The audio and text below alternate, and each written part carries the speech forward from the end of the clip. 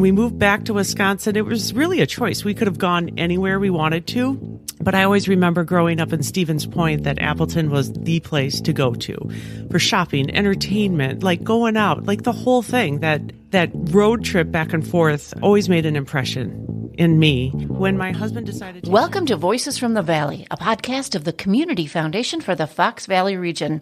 I'm Amy Spreeman. That audio you just heard was from a brand new local podcast called the Appleton Engaged Podcast. It is produced by the city of Appleton, and it's one of many podcasts created locally here in the Fox Valley. Today, we're doing an entire podcast episode about podcasts. Why do people like them so much? And how are organizations using this audio platform to tell their stories in a whole new way? And what do you need to do to start your own podcast? Well, it's easier than you might think. Joining me in the co-host chair today is Tammy Geenan, our Vice President of Community Engagement. Welcome back, Tammy. Hi, Amy. Hello. And also joining us is the co-host of Appleton Engaged, podcaster Timber Smith. Hello, Timber. Hello. Thanks for joining us. Timber, why don't you introduce yourself and tell us why the city of Appleton decided to create this podcast and what your hopes were for it? Well, I'm Timber Smith, and I'm the DEI coordinator for the city of Appleton, and I'm also a special assistant to the mayor. The hope of creating Appleton Engaged is to connect our community with the many amazing resources that we have available. Often people say, well, I wish we had one of those, and we actually usually do have one of those. And I thought this would be a great way to connect everyone and help people find a way to get engaged with our community. It's been so interesting to see how podcasting, both locally and beyond, has really grown. And I was surprised to find that there are over 5 million podcasts in the world. So you can pretty much find any kind of podcast about almost any topic that might be of interest. Some of them that are really popular are science and crime mysteries, but you can also find things about celebrity interviews, genealogy, gardening, again, just about anything. So it's wonderful to think about the world of podcasts that's out there and really just trying to find your own way to research and connect with things that might be of interest to you or things that you haven't thought about before. Or you might say, oh, I didn't know there was a podcast for that. Yes. So it seems like there really is. And it's just a matter of trying to figure out what you might like. And I know for me personally, I think I gravitate more toward some leadership development and some strategy work. So I know I love the Harvard Business Review Idea podcast from that perspective. I'm also a huge public radio fan. So I love National Public Radio's Life Kit podcast. Oh, yes. Because it's just a wide range of all kinds of practical advice that you can use in everyday life, some great life hacks as well. So that's one of my favorites. And then Wisconsin Public Radio's To the Best of Our Knowledge is also another one that I really like. Just I'm such a curious learner. So I'm always saying, ooh, this topic sounds interesting. This topic sounds interesting. And so I can very easily become consumed with going down the rabbit hole of a wide range of learning topics. Yeah. Timber, how about you? I'm with you. I have grown to appreciate the platform of podcasting so much versus like listening to the radio where I don't have a choice in what I'm listening to, and to be able to pick the content. It's all I listen to while I drive now. It makes driving so enjoyable. My favorites, I would love to give a shout out to NPR. They put out great podcasts. Everything they put out is amazing. I love self-help podcast and interview style, comedy when available, and things with narratives. Some of my favorites are The Mentor Mindset, The Secret to Success, Buried Truths, which that one has been amazingly powerful, and it deals with the history of the South and those who committed crimes and were never brought to justice. And they tell the stories and they find the people.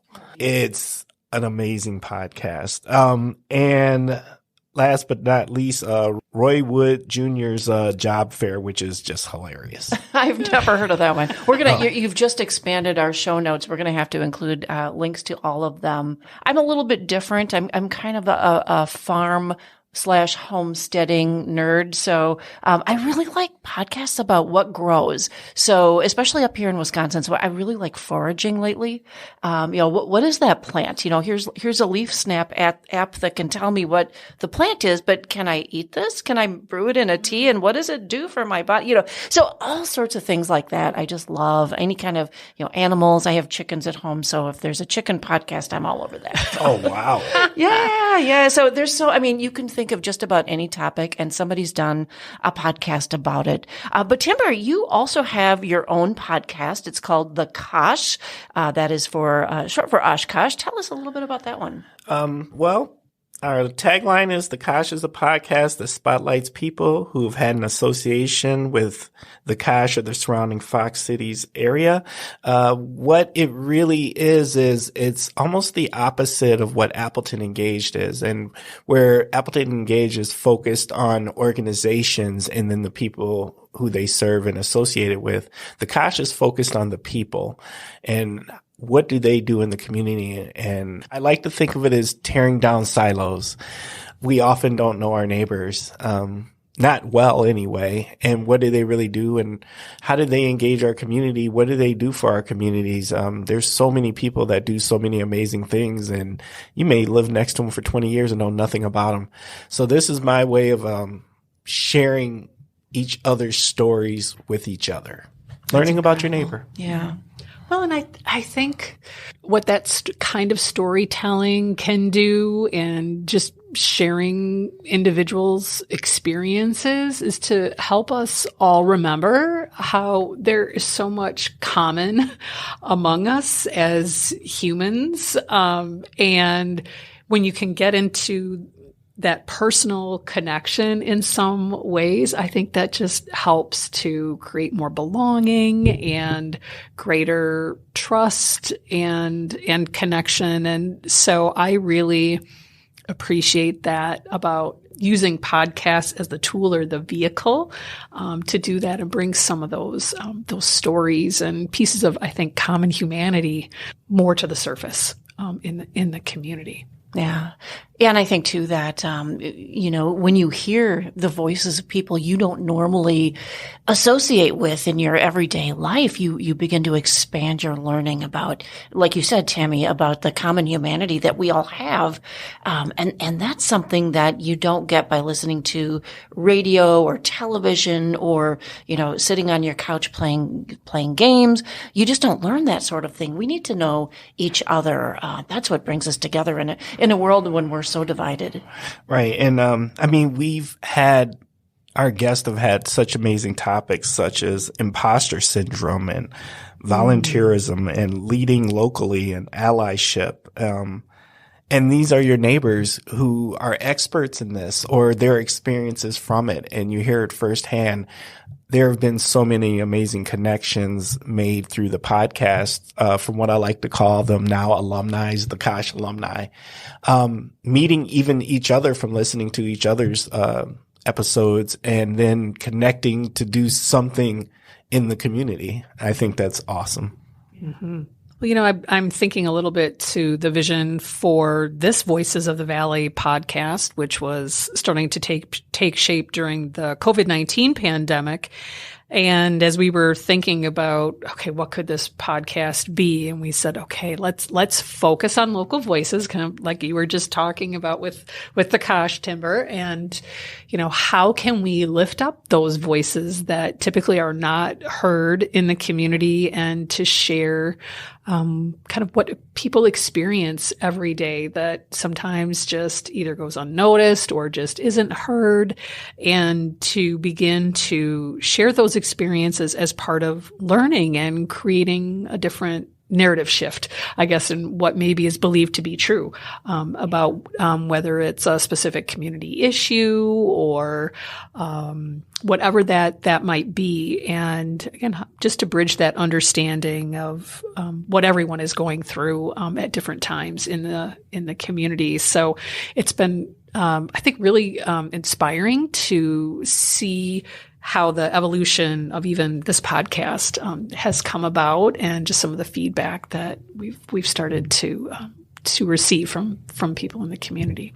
Yeah, and one of the things that we wanted to emphasize right away was it's not about us. It's not about the Community Foundation. So we can go and interview, leaders, CEOs, executive directors, and we have done that. But we want to get down to the people who are living the lived experiences. And so, except for our very first podcast, which actually was about us because it was called Our Story, because people don't know who we are a lot of times, and they're like, "What's a Community Foundation do?" So we went back and we talked to people historically who founded us back in 1986. It's fascinating. And it's actually one of our more frequently played episodes. But after that, we decided, okay, it's not about us anymore. Now it's about the community, and how can we lift up those voices? I think audiences, particularly our local audience, are so interested in hearing it. They want to know more about their community and who's doing this amazing work within it, and how can they be part of it. Mm-hmm. I would agree.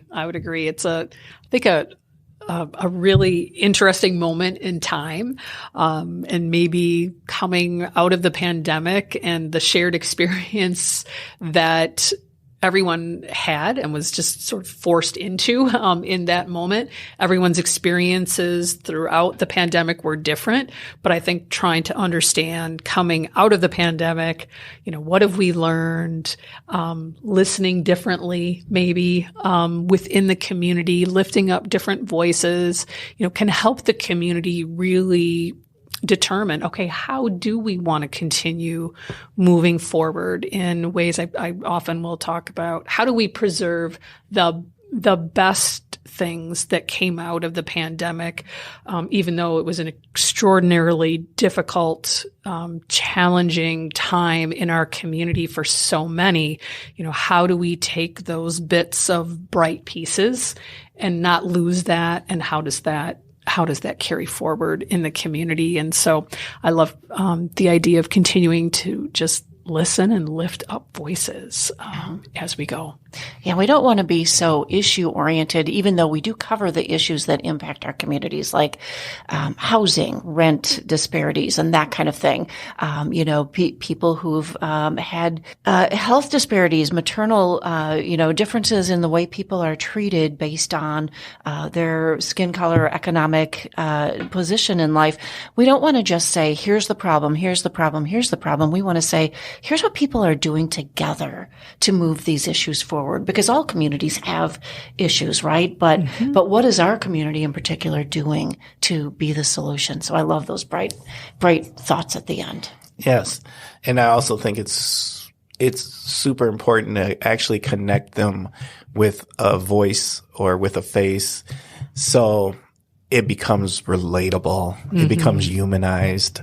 I find that we as people engage, things become way more real when we can relate them to individuals, and they're not just these overwhelming topics or challenges or numbers, statistics. And yeah, absolutely. I agree. Yeah.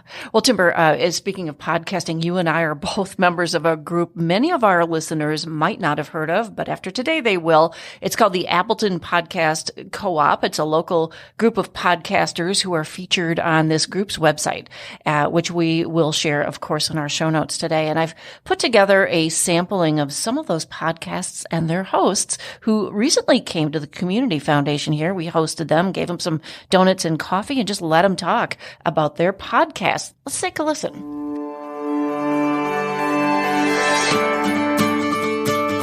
Might as well just record my testing 1, 2, and then Randy. Yes. I'm David. I am the co-founder of the Appleton Podcast Co-op. I don't actually have a podcast of my own, but I'm working on it. I'm working on a murder mystery little soundbite one that'll release Monday, Wednesday, Fridays, but it's in the works. Ooh. So Nice, very nice. Well, I'm Randy. I've hosted a couple different podcasts. May have a new podcast coming up where I am working with a friend of mine who is homeless and living in Georgia, and we're going to be doing a podcast just about kind of his life. And got it. Yeah. the idea, for my end is just to raise awareness. And That's cool. I'm Stacy. I'm Stacy Parrish. I'm an early bird, and I really appreciate this Perks and Pods You are welcome. gathering. I feel like I'm a little bit like everybody here. I have a job. I'm also a podcaster. I'm an artist. I'm a voiceover person. And the reason I got into podcasting is because I still have something to say. So I learned the craft. And now what I'm doing with my podcast, it's called Full Spirals. It's about hope and healing through the arts. My first season was about my stories of hope and healing through the arts. My second season was amplifying the voices of women, hope and healing through the arts. And it's funny that you're from the Community Foundation, because I'm funding part of my third season through a grant from the Community Foundation, it's a series about the voices of elder women called Sages. So I'm also, and speaking of stories, I'm also working with Story Catchers to do a series. Well, we're going to do a live storytelling event, which will be amplifying the voices of senior women. So great. I'm Kurt Dachin, President and CEO of the Community Foundation for the Fox Valley region. Our community of caring donors, nonprofits, and volunteers work together to make this a place where all can flourish. Your Community Foundation is a reflection of this spirit. In 2022, more than $40 million in grants were given to nonprofits to drive their missions. I offer my sincere thanks to each of you for your strong support of our community and our unique mission to make it better. Learn more at cffoxvalley.org.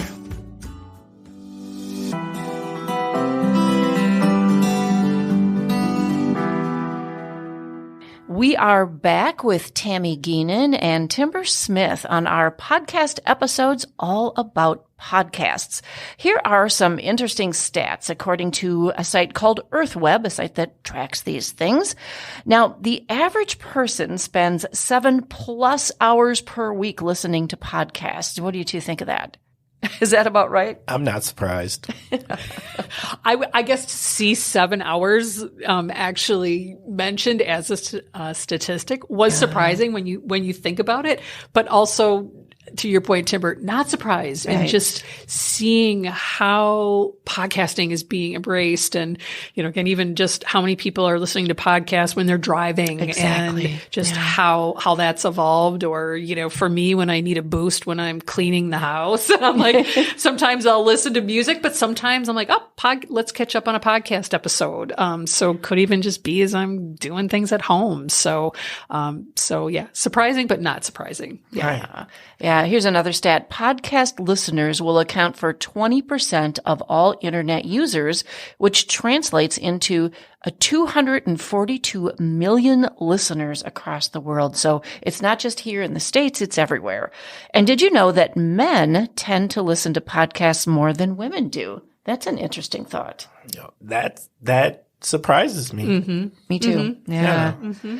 And at least 33% of people who don't listen to podcasts aren't sure how to get started. And, just to that point, I was talking with a grandmother recently, a lady in her upper 70s, who told me that she'd love to listen to a podcast, but doesn't know where on her computer to find them. So my question is, are we doing a good job educating people on what a podcast is and how to listen to one? Like most things, I feel like podcast is still so new, like that it's still in the early adopter stage, and people are still learning how to do it. But I do feel like it's growing so fast, the popularity, that we're getting closer to where we hit that point where it's just part of our everyday and part of our norm, but we're not there yet. Yes. And I'm assuming that people listening to this podcast would know, what a podcast is, but we can't assume that for the whole population. In fact, when we were doing our case study of why we would want to do a podcast here at the Community Foundation, one of the things we talked about, Tammy, was, we need to let our board know and our donors know of all age groups what a podcast is. We need to go back to the very basics. That was important, wasn't it? Mm-hmm. Yeah. Absolutely. And really, really understanding and creating that rationale, for why it makes some sense to invest resources. And I know for me personally, and for you as well, Amy, as former television journalists, and seeing how just local news has changed, how people are getting news and information, this has been, on our minds, and I know, Timber, you as well, and just thinking kind of back to your point too, how are people getting information that they might need, whether it's through the city of Appleton or, again, just learning and understanding. And so I think, in this time of changing the whole journalism landscape, where are there opportunities to be able to share information of a wide range, whether it's about how to find information about local events, to topics of interest, to who are the people or organizations that are doing work in various spaces. I think there's just a great awareness and learning opportunity here. Yeah. I also think it's a great opportunity to get this content out unfiltered. Yeah. Where you and it's very clear, without it having to be associated with some other platform. And I think that's so powerful. Yeah. People are consuming things differently, their information. And so, we've kind of gone from let's watch the 5:00 news. Not that that's over. It isn't. There's an audience for that, but we went from that to blogs, to let's get our news on Twitter and Facebook and Instagram, Exactly. And podcasts are growing. They really are. They're very different than watching a YouTube video or a vlog where, you have to sit and actually watch. You can't drive your car. You can't mow your lawn. But yeah, people are really glomming onto, I think, this whole platform. Mm-hmm. And so, Timber, you made that point about being able to, control the message or the focus. So if someone is interested in starting a podcast, and so I'm talking to, two of the best here with you, Timber and Amy, and I love being on podcasts, but I don't know the first thing about starting a podcast. So if someone listening is saying, this sounds intriguing, how might I go about getting started? What are your best pieces of advice for how to get started? What I'm going to say, the best piece of advice is there is amazing YouTube videos out there that are very helpful. You can do all things with YouTube. Right? All things with YouTube. But to me, the first thing to start with is the equipment is important. There's a lot of different ways you can make it really cheaply or easily. But if it doesn't sound good, people aren't going to listen. And that's the number one thing you're going for. So I do think making sure you start off with good recording options and good microphones and stuff is step one to me. Yeah. And I would add on to that too, that you want to make sure that the background noise, it's true what they say about the on-air light. You want to make sure that people aren't talking in the background, or your computer isn't dinging, or the HVAC in your room isn't hissing, things like that. And even before that, one of my things is, you just heard the statistic, there's 5 million podcasts out there in the world. Don't be intimidated by that. There are so many podcasts that aren't talking to the same people you are talking to. You have a unique voice, and it's time to share it. And anybody, this isn't just for leadership. This isn't just for people who own a business. This is for everyone. Anybody who wants to can share their voice, which will become your legacy. This is a permanent recording. And so I would say too that one of the things you need to do is ask yourself, why am I doing this? Is it for, and there's a difference between a personal podcast with your own interests and one for your organizations. So, you're going to want to research what other, we had to do that too. What other community foundations have podcasts? And there weren't that many. There were some really good ones, and we let our board listen to them. I believe Philadelphia had an excellent one. I really liked theirs.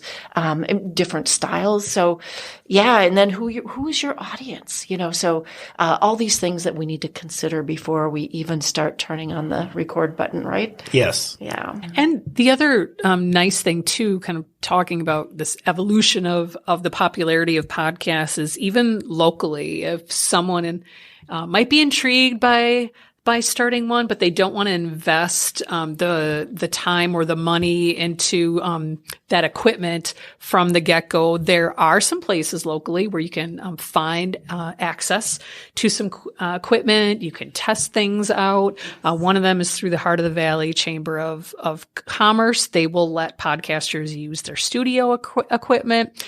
Little Chute Library is one, and also the Menasha Library has a community studio where they do have some content creation tools like microphones and things that are available. So that's also kind of a great interesting development in that just creativity and content creation space. You can test some things out and then decide if you want to, I guess, go further down that road and invest a little bit more in that equipment. Yeah, absolutely. You can start off for free.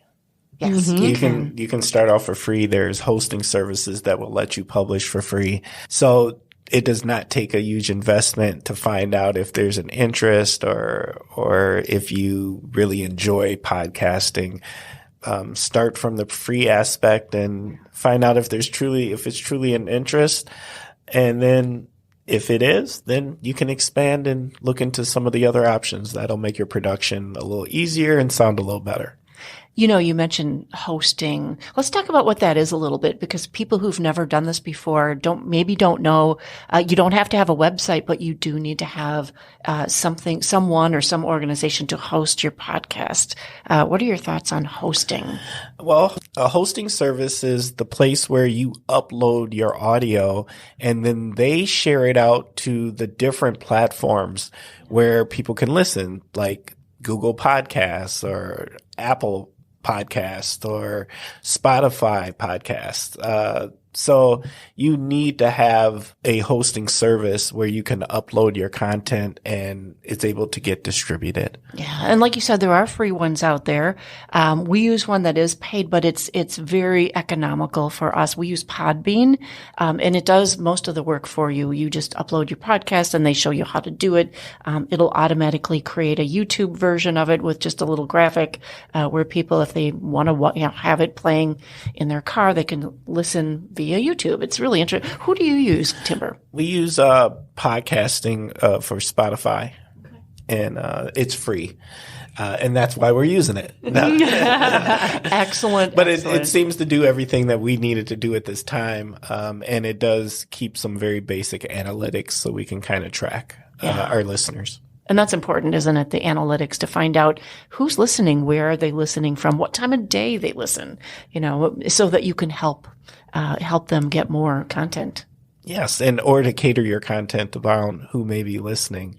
I'm always very fascinated at the gender ratios of who's listening and the age demographics. Those fascinate me. Me too, as well. I know, Tammy, you really like statistics and analytics as well. Mm-hmm. Yeah, you can learn so much. And again, just as you both mentioned, how to evolve the content, change it, switch it up, focus on different types of content. So.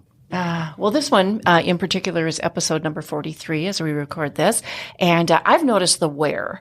Where are people listening from? And we've got several different countries where what people have downloaded us from the Middle East. It's really interesting. I had no idea that somebody from overseas would want to listen to a story about the Fox Valley.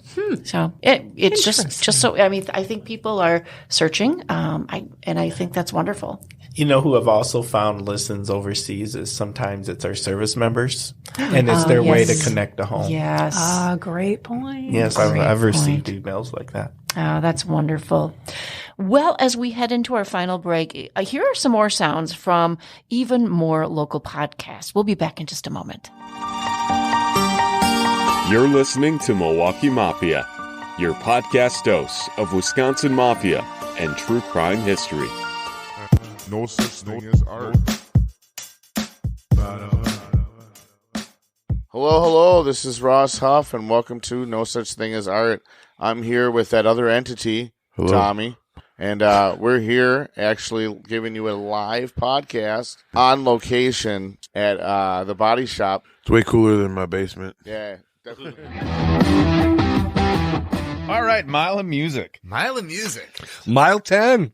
So what is Mile of Music? Quick rundown on what Mile of Music is. Mile of Music is a 100% free festival located in our little town of Appleton, Wisconsin.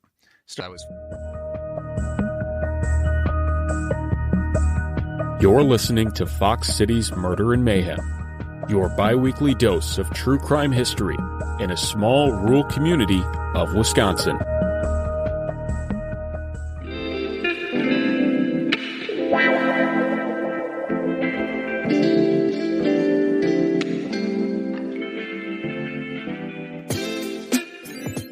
Welcome to another episode of Stigmas and Open Wounds.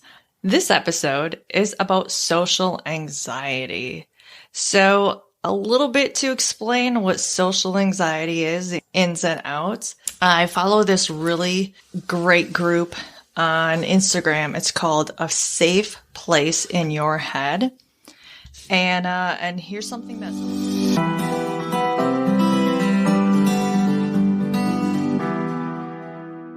The Community Foundation for the Fox Valley region launched a podcast, Voices from the Valley. Each episode highlights the many unique facets and challenges of living in our area. You'll hear personal, compelling stories and educational discussions from people of all walks of life. We talk about local big issues and ways to solve them, and also celebrate the things that make living here great. Subscribe wherever you get your audio.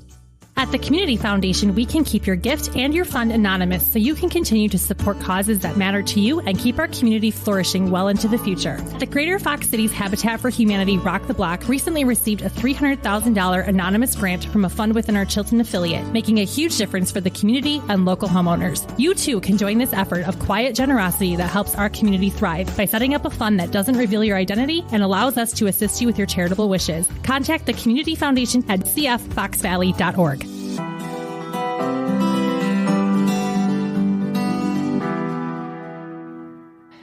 We are wrapping up this episode, and we hope we've inspired you to listen to or even start your own local podcast. Be sure to check out Timber's podcast, The Kosh, and of course, Appleton Engaged. Timber, thanks so much for joining us. This has been great. Thank you so much for having me. And we have quite a few links about podcasting in our show notes for this episode, including some of our favorite podcasts and how you can listen to them. You can find those by going to cffoxvalley.org/podcasts. From there, you can subscribe and get all of our episodes delivered to you wherever you listen to podcasts. Thanks so much for listening. We'll see you next time on Voices from the Valley, a podcast of the Community Foundation for the Fox Valley region.